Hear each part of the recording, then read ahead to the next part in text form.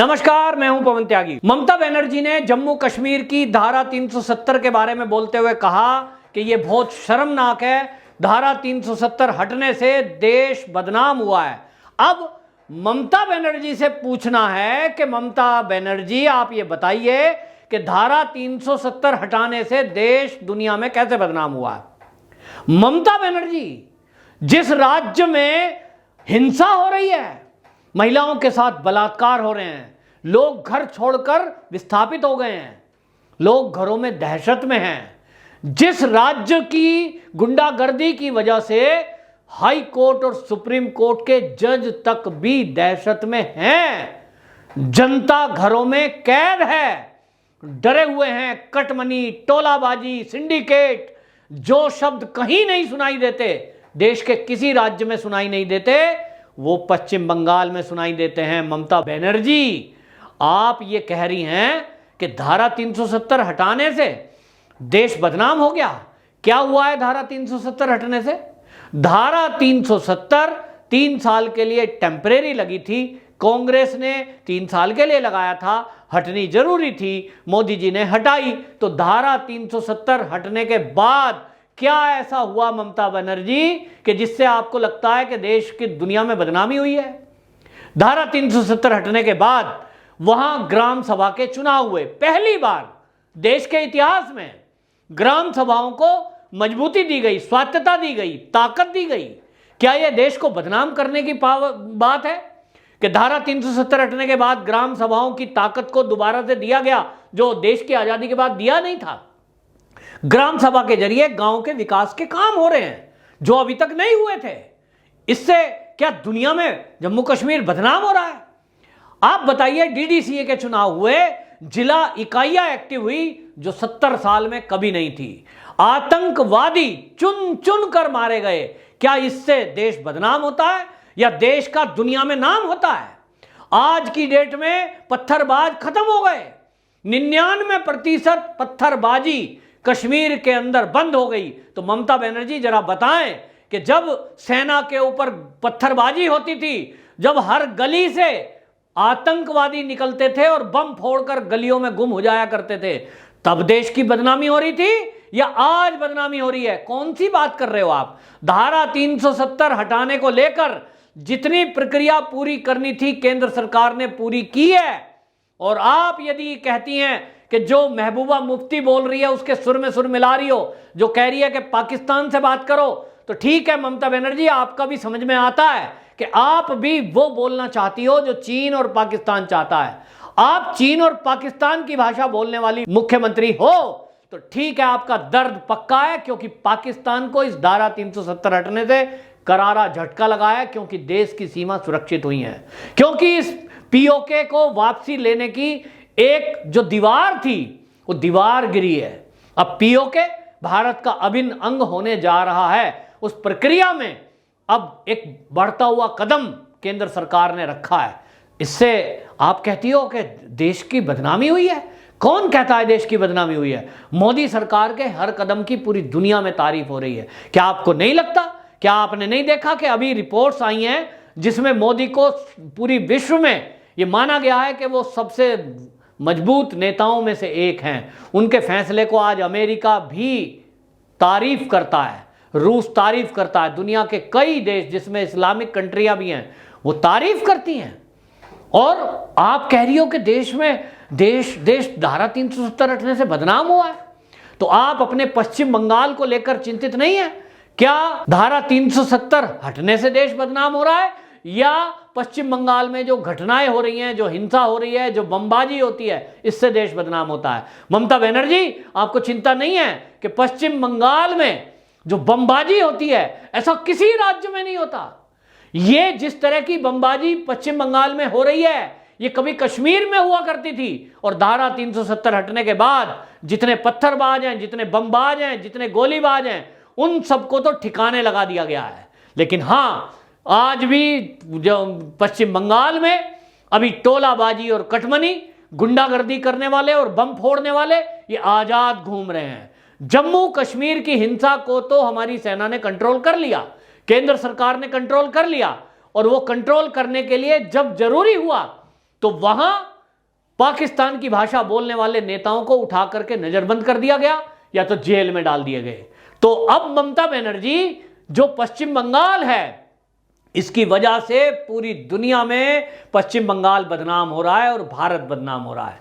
आपको यह समझना चाहिए कि धारा 370 हटने के बाद जम्मू कश्मीर में विकास की बयार बह रही है।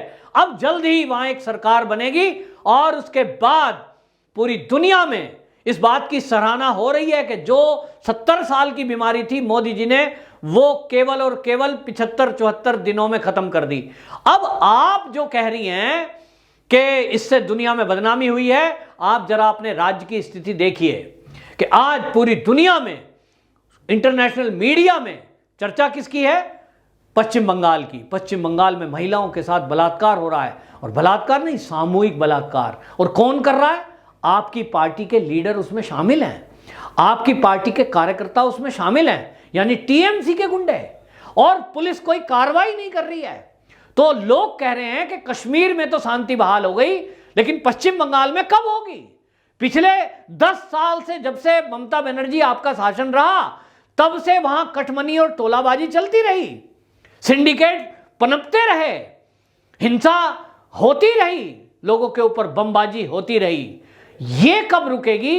देश की जनता पूछ रही है। और इसके लिए पूरी देश से इस समय आवाज उठ रही है, और देश से ही नहीं, दुनिया से आवाज उठ रही है। मेरे पास फोन आते हैं जो लोग विदेशों में रह रहे हैं, भारत के लोग हैं जिनकी फैमिली भारत में रहती है। वो कहते हैं भारत के अंदर ये मोदी जी पश्चिम बंगाल में राष्ट्रपति शासन लगाते क्यों नहीं? ये ममता बनर्जी को खुला क्यों छोड़ रखा है? ये जो टीएमसी के गुंडे हैं, इनको पुलिस पकड़ती क्यों नहीं? तो लोग कहते हैं साहब पुलिस इसलिए नहीं पकड़ती क्योंकि ममता बनर्जी का उन गुंडों के सर पे हाथ है, और इसलिए पुलिस को खुली आजादी नहीं है, कोर्ट खुलकर के निर्णय नहीं दे पा रही है।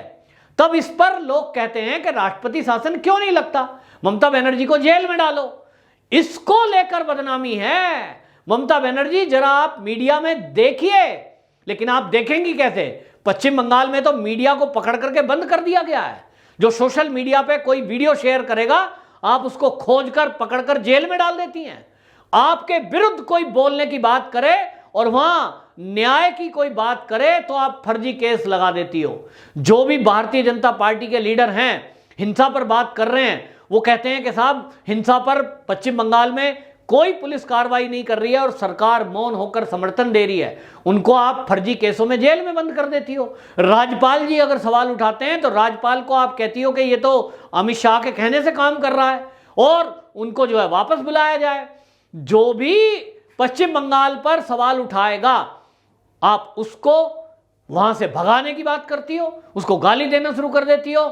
ये बदनामी वाली बात है कि एक महिला होने के बावजूद आपके राज्य में महिलाओं के साथ अत्याचार हो रहे हैं और महिलाओं को न्याय नहीं मिल रहा है। जिन महिलाओं ने आपको चुनाव में वोट देकर जिताया, उन महिलाओं के साथ अत्याचार हो रहे हैं। आप कहेंगी कि मुझे वोट दिया टीएमसी की इन महिलाओं ने। नहीं, आपको महिलाओं ने वोट दिया। ये बात अलग है कि जिन गुंडों को किसी महिला को टारगेट करना होता है और महिला के साथ रेप करके आजाद घूमना होता है, वो कह देते हैं कि ये तो बीजेपी की थी और इसलिए इसका पक्ष न लिया जाए।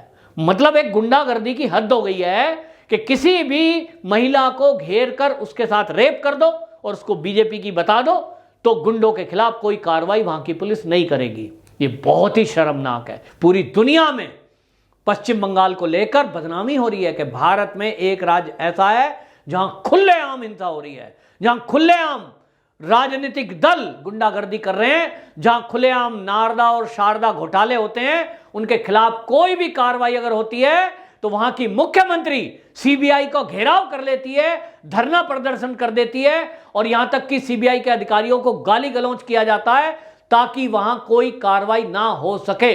आम जनता की गाड़ी कमाई जिन लोगों ने लूटी, उनको जेल जाने से रोक रही है वहीं की मुख्यमंत्री। ये बहुत शर्मनाक है। ऐसा कोई राज्य नहीं है भारत के अंदर कि एक राज्य में अपराधियों के साथ मिलकर खड़ी हो गई है वहां का मुख्यमंत्री। ये केवल और केवल अगर हो रहा है तो पश्चिम बंगाल में हो रहा है। और ममता बनर्जी का ये बयान कि धारा 370 के कारण दुनिया में भारत की बदनामी हो रही है, ये तब आया है कि जब मोदी जी की मीटिंग से सारे कश्मीर के नेता बाहर आकर ये बोल रहे हैं मीडिया में कि मीटिंग बहुत अच्छी थी और धारा 370 को लेकर कोर्ट में केस चल रहा है और सुप्रीम कोर्ट में जब केस है तो इस बारे में हमें सुप्रीम कोर्ट पर भरोसा है, वहां न्याय होगा। लेकिन ममता बनर्जी को लगता है कि इस सुप्रीम कोर्ट के न्याय पर भी भरोसा नहीं है और इसीलिए उन्होंने ऐसे नाजुक दौर में, नाजुक समय में यह बयान दिया है। शर्मनाक बयान है। शर्मनाक बयान यह है कि ममता बनर्जी सुप्रीम कोर्ट पर भी भरोसा नहीं करती है। तो ममता बनर्जी, आप जरा देखिए खुद का करैक्टर क्या है आपका। आपको चुनाव आयोग पर भरोसा नहीं है, आपको देश के गृह मंत्री पर भरोसा नहीं है, देश के प्रधानमंत्री पर भरोसा नहीं है, आपको राज्यपाल पर भरोसा नहीं है, और अब धारा 370 को लेकर जो आपने बयान दिया है, इससे सिद्ध हो गया है कि आपको सुप्रीम कोर्ट पर भी भरोसा नहीं है। तो ये सारे मुद्दे शर्मनाक हैं और शर्म करें ममता बनर्जी कि इस तरह का बयान देकर आप देश के दुश्मनों को ताकत देने का काम कर रही हो। पाकिस्तान और चीन की भाषा बोलकर आप ये शर्मनाक वक्तव्य दे रही हो जो देश के दुश्मनों का बयान है। वंदे मातरम।